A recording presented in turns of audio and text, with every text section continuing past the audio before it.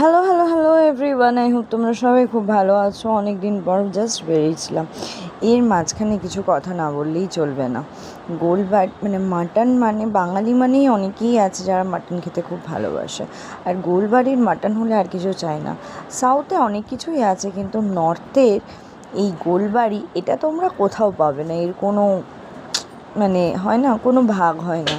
তো এখানে গিয়ে খেয়েছিলাম আমরা সবাই মিলে মাটন কষা আর মাটনের লিভার, যেটা আমার খুব ফেভারিট। তোমাদের কার কার মাটনের লিভার খুব ভাল লাগে প্লিজ জানিও। পরোটা, বাট আমার খেয়ে সহ্য হয়নি, কারণ আমি এত তেল মশলা দিয়ে একদম খাবার খাই না।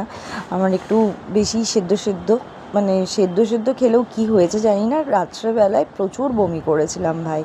তো খেতে বসে খুব খুশি হয়ে গেছিলাম। খাওয়া শেষ, সবার পুরো পাত খালি, মানে আমার পাতও খালি। তো এই ছিল আজকের একটা ছোট্ট ব্লগ তোমাদের সাথে। চলো, লাভ ইউ।